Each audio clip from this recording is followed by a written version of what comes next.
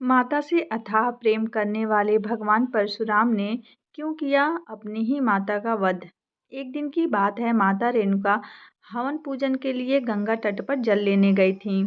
जल लेकर लौटते समय उनका ध्यान जल विहार करते राजा चित्ररथ एवं अप्सराओं पर पड़ा। वे इस दृश्य को देखते रह गईं और एक लंबा समय इसमें बीत गया। महर्षि जमदग्नि हवन पूजन हेतु बैठे हुए थे और उन्हें देर हो रही थी। तभी उन्होंने अपनी दिव्य दृष्टि से जानना चाहा कि आखिर देवी रेणुका को इतना विलंब क्यों हो रहा है। यह सब जानते ही वह अति क्रोधित हो गए।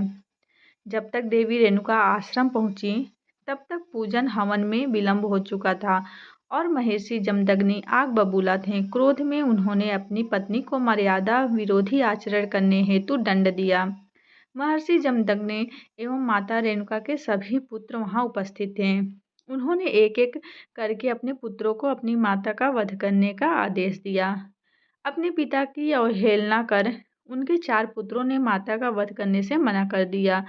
पिता की आज्ञा से विमुख होने के कारण महर्षि जमदग्नि में अपने 4 पुत्रों को विचार शून्य होने का श्राप दे दिया। यह सब भगवान परशुराम देख रहे थे। तभी महर्षि जमदग्नि ने अपने सबसे छोटे पुत्र भगवान परशुराम से माता का वध करने को कहा। तब भूत भविष्य जानने वाले भगवान परशुराम ने बिना एक क्षण व्यतीत किए अपनी माता का सर काटकर उनका वध कर दिया।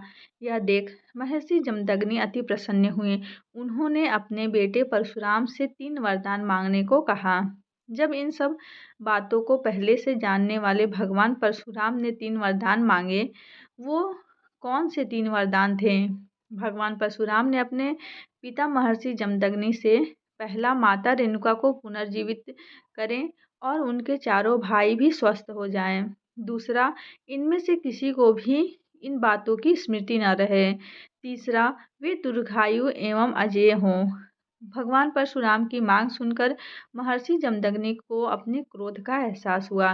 तथास्तु कहकर उन्होंने अपने पुत्र को तीनों वरदान दे दिए। महर्षि जमदग्नि समझ चुके थे कि कोई भी पुत्र ऐसे अपनी माता का वध नहीं कर सकता जब तक वह स्वयं भूत भविष्य जानने वाला न हो।